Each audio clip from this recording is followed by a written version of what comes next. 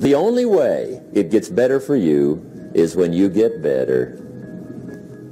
Life and business is like the changing seasons. Life and business is like the changing seasons. One of the best ways to describe life, it's like the seasons. You cannot change the seasons, but you can change yourself. You can't change the seasons, but you can change yourself. And see, that's how life gets better for you, not by chance, but by change. Now, here's the 4 major lessons in life to learn. Number 1, learn how to handle the winters. That's lesson 1. They come right after falls with regularity. Some are long and some are short and some are hard and some are easy, but they keep coming. You must learn to handle the nights. They come right after days. You must learn to handle difficulty. It comes right after opportunity.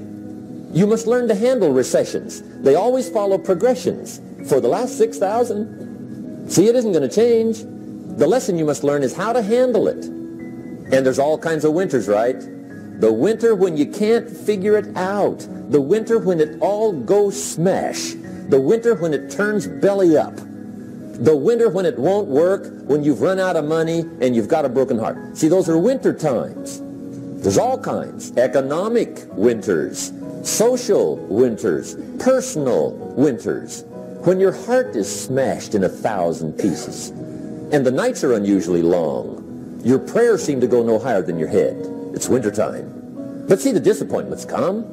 Those are normal. That's part of life. But the question is, how do you handle it?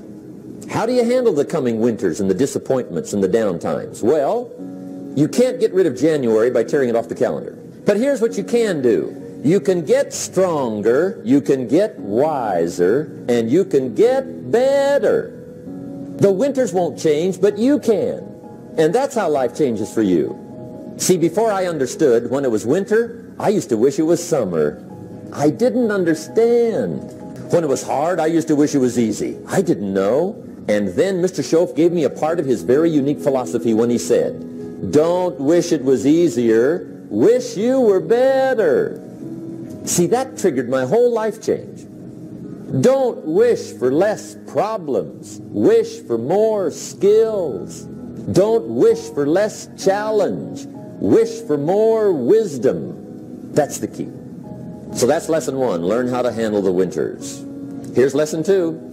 Learn how to take advantage of the spring. That's the second one. Spring is called opportunity. And spring follows winter. What a great place for it. If you were going to put it somewhere, that'd be the place to put it, right after winter. And pray tell, how often does spring follow winter? Every year with regularity, 6,000. You can almost count on it. See, opportunity always comes. Days follow nights. Isn't that terrific? Opportunity follows difficulty. But here's what you must learn to do. Underline these 2 words in that key phrase. Take advantage. You must learn to take advantage of the spring. See, just because spring rolls around is no sign you're going to look good come fall. You got to do something with it. In fact, you have to get good at one of 2 things in life. Planting in the spring or begging in the fall. Or get somebody to do it for you. See, those are about the only alternatives. Now here's what else you must do. Take advantage of the springs quickly, because there's only a few. Just a handful of springs have been handed to each of us. They don't come forever. Life is fairly brief. So you got to read every book you can get your hands on what to do with your springs while they're here. And take advantage, they soon run out. Life is so short. So whatever you're going to do with your life, you got to get at it. Don't just let the springs pass. Here's the 3rd major lesson in life to learn. Learn how to protect your crops all summer. You got to take care of what you start. Sure enough, as soon as you've planted your garden in the spring, the busy bugs and the noxious weeds are out to take it. And here's the next bit of truth. They will take it unless you prevent it. And that's the 3rd major skill to learn. You've got to learn to prevent the intruder from taking all the good you start. It's one of the challenges. Here's 2 key phrases under number 3. First one, all good will be attacked on this planet. Maybe not the next one we get to, but on this one, all good will be attacked. Every garden will be invaded. Not to think so is naive. And here's the second phrase. All values must be defended. Political values, social values, community values, family values, marriage values, friendship values, business values. Every garden must be tended all summer. Third major lesson. Now here's number 4. Fourth major lesson in life to learn. Learn how to reap in the fall without complaint. Learn to reap come harvest time without complaint. Take full responsibility for what happens to you. It's one of the highest forms of human maturity, accepting full responsibility. It's the day you know you've passed from childhood to adulthood, the day you accept full responsibility. And another note, learn to reap in the fall without apology. Without apology if you do well, and without complaint if you don't. That's maturity. I used to have that long list of reasons why I wasn't doing well. To explain. You got to explain, right? Otherwise you're going to look bad. I used to have this funny list called Reasons for Not Looking Good. I used to blame the government. I mean, you can believe that or not. It was at the top of my list. I had a lecture second to none. The government. That was on my list. I used to blame taxes. Look what you got left after they take everything. And they expect you to do well. That was on my list there. Prices, that one's easy, right? You walk into the supermarket with $20, come out with a little half bag. I had that on my list. I used to blame the weather. I blamed the traffic. I used to blame my car. I blamed the manufacturers. I used to blame the company. I blamed company policy. I used to blame the training program. I blamed my negative relatives. They were always putting me down. I blame my cynical neighbors. They're just selfish, looking out for themselves. Won't loan you money? They were on my list. I blame the community. That's a pretty good list for not doing well, isn't it? I thought it was good. I'll never forget one day. Mr. Schoaf was very kind, but he was also very blunt. And this was no exception. And I'm glad he was blunt. There's a lot of things I'd have missed if he hadn't have been blunt. One day, with sort of a curious look on his face, he said, Jim, just out of curiosity, tell me, how come you haven't done well up until now? Excellent question. I thought, well, so I won't look too bad, I'll go through my list. And this list I just gave you, I put that on him. And he was very patient. He let me go through the whole thing, the government, the weather. I went through this whole thing. When I finished, he looked my list over very carefully. He said, Mr. Rohn, big problem with your list. You ain't on it. How brilliant. A few months later, I learned very quickly to tear up my list, reasons for not doing well, and I threw it away. And I got me a fresh piece of paper. And I put one word on it. Me. There's a black heritage spiritual that says it's not my mother nor my father, nor my brother nor my sister, but it's me, oh Lord, standing in the need of prayer. See, I used to blame everything outside. And then let me give you a little philosophy that helped turn my life around. For your notes, here it is. It's not what happens that determines the quality or the quantity of your life. It's not what happens. And the reason is because what happens to about everybody. No different. The sun went down on all of us last night. A common event, a happening. And I found out that the same things can happen to two different people. One gets rich and one stays poor. Why is that? It's because it's not what happens, but rather it's what you do that changes everything. So that's a key phrase. It's not what happens, it's what you do. What happens is about the same. You might put that in parentheses here. Same.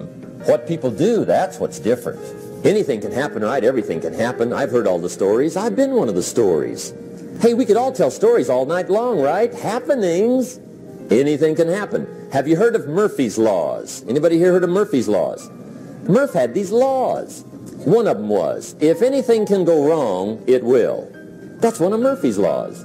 He was not one of the great positive speakers of the day. But anyway, it's still true though, right? Anything can go wrong, everything can go wrong. For sure.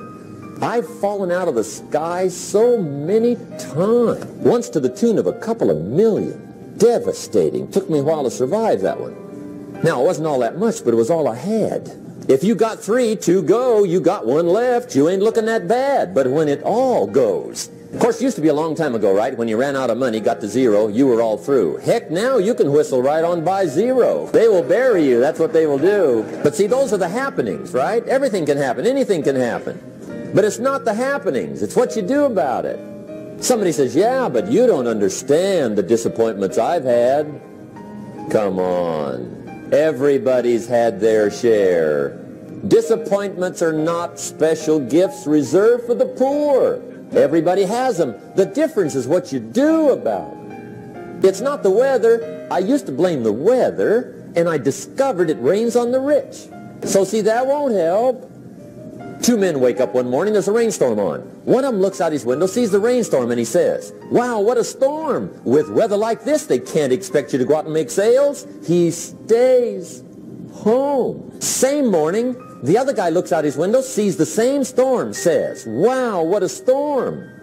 But he says, you know what, with weather like this, what a great day to go out and make sales. Most everybody will probably be home, especially the salesman. See, that's the difference in how your life works out. It's not what happens, it's what you do. So here's one of the key questions of the evening. Starting tomorrow, what are you going to do that'll make a change in your life's direction? Good question. What are you going to do starting tomorrow that'll make a difference? Now see, if you don't do something starting tomorrow that'll make a difference, guess what? It's going to be the same. And see, that way you can guess what the next 5 years are going to be like. Look at the last 5. Because the next 5 are going to be like the last 5 unless you, major key, tomorrow, change it all.